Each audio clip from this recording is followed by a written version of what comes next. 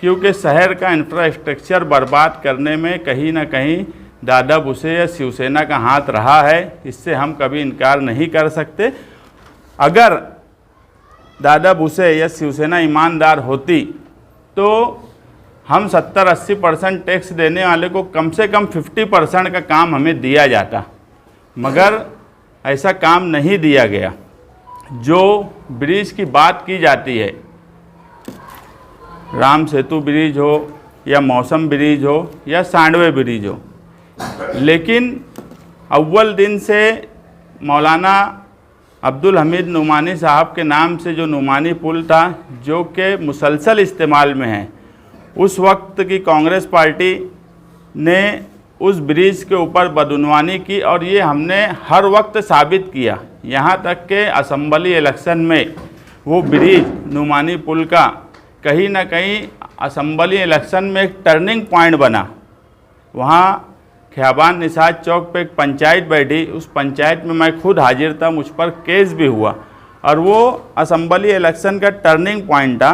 और हम उसको मानते हैं कि उस बात को लेकर लोगों में गुस्सा रहा कि ज़मीन दे दी गई MM खान को और ब्रिज का काम नहीं हुआ। और आज वही ब्रिज हमारे उल्मा का आज फ़िरका परस्ती का शिकार हो गया। सांडवे ब्रिज की बनाने की कोई ज़रूरत हमें महसूस नहीं होती, ना उसका इस्तेमाल है। ऐसा हमारी मालूमात में एक दारू की दुकान वाले के बोलने पे सांडवे ब्रिज का काम किया जा रहा है और बावसूख जराए से ये बात हमें संगमेश्वर के ही कुछ लोगों ने बताई है कि वो ब्रिज क्यों बनाया जा रहा है।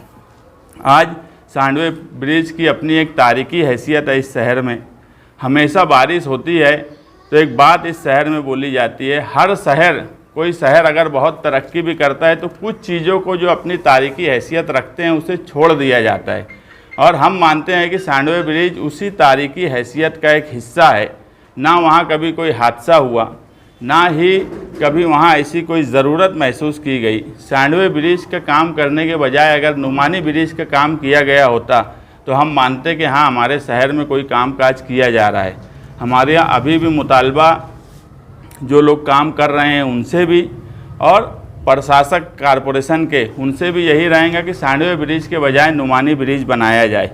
अगर नुमानी ब्रिज का काम नहीं किया गया हमारे बोलने पे तो इस शहर में अब नुमानी ब्रिज के साथ इंसाफ हम करेंगे। उसके लिए अगर तहरीक चलाना पड़ी तो तहरीक चलाएंगे, आंदोलन खड़ा करना पड़ा तो आंदोलन खड़ा करेंगे, मगर हमारे उल्मा, हमारे शहर के कायदीन के नाम का इस तरह से अगर मजाक बनाया जाएगा, कभी बदउनवानी के नाम पे उसके खिलाफ ऐसा काम होगा कि जिसका मजाक बने, कभी फ़िरका परस्ती का वो शिकार होगा, तो हम इस शहर में अब बर्दाश्त नहीं करेंगे।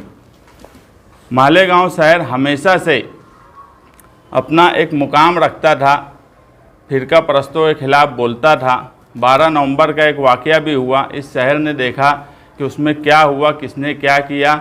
कोई सरकार में बैठे हुए लोगों ने हमारी कोई मदद की, ऐसा नहीं हुआ।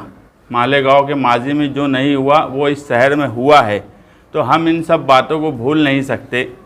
घर पट्टी के सवाल, अव्वल दिन से हम ये बात बोलते थे कि पानी पट्टी 5% 2007 में जब लगाई गई, आज तक उसे हम हटा नहीं पाए। जो भी लोग इक़्तिदार में आए उसके बाद से कभी पानी पट्टी हटाने की कोशिश भी नहीं किए, और उसी तरह घर पट्टी का सवाल आज हमारे सामने खड़ा हो गया।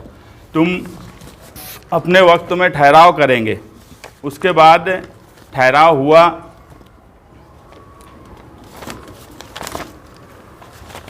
घर पट्टी बढ़ाने का, और कॉरपोरेशन ने भी ठहराव किया। उसमें असलम अंसारी सूचक थे, बीजेपी के सुनील मदन बापू गायकवाड़ उसके अनुमोदक थे। उस वक्त इक़्तिदार में कल की कांग्रेस आज की राष्ट्रवादी थी। उन्होंने उस वक्त तो घर पट्टी के सर्वे के बारे में एतराज़ होने के बाद भी उन्होंने उसका ठहराव किया। स्टैंडिंग में भी 2020 में उसका ठहराव किया गया।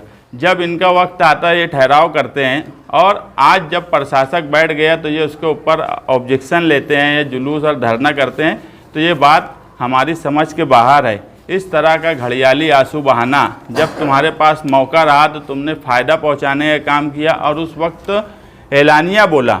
अब ये बात नहीं बची है कि यार पीछे कुछ बोल दिया जाए और आज कुछ बोल दिया जाए और लोग समझेंगे नहीं। दुनिया डिजिटल हो गई है, हर बात फ़ौरन लोगों के सामने आ जाती है।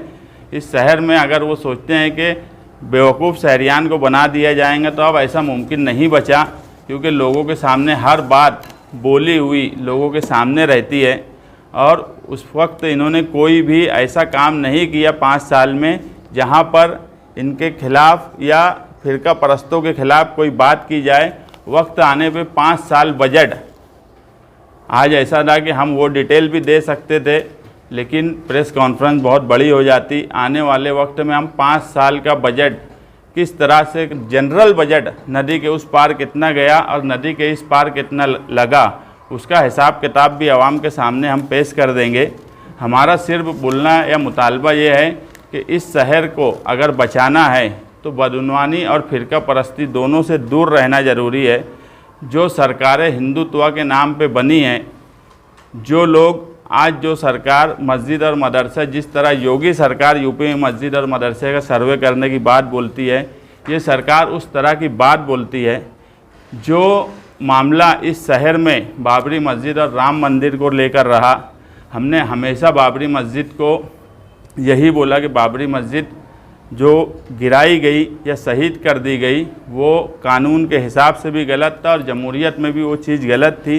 जो सरकार ये बोलती हो कि 6 दिसंबर को वो राम मंदिर जाएंगे, हिंदुत्व के नाम पे जो अपनी बात रखती हो, जो सेकुलर मुल्क में इस तरह की बात करती है, उस सरकार से अक़लियत को उम्मीद करना हमारे हिसाब से फजूल है और इस तरह की कामकाज इस शहर में नहीं होना चाहिए।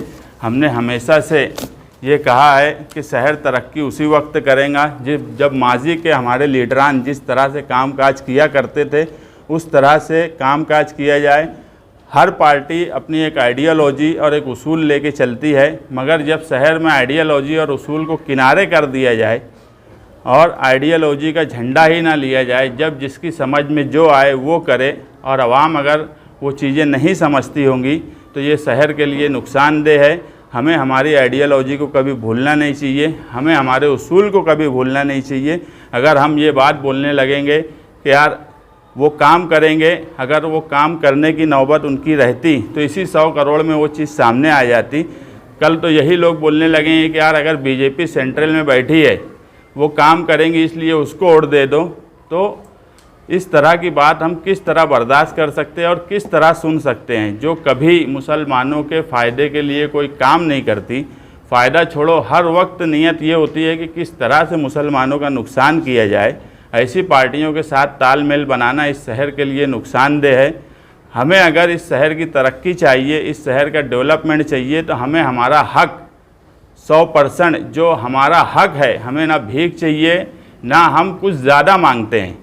जो हमारा हक है वो हक हमको मिलना चाहिए और ये सवाल करने की ताकत हर लीडर में होनी चाहिए। अगर तुम सवाल करना भी छोड़ देंगे, तुमको मिलेगा नहीं मिलेगा ये 2 नंबर की बात है, मगर सवाल करना तो अपना हक समझो।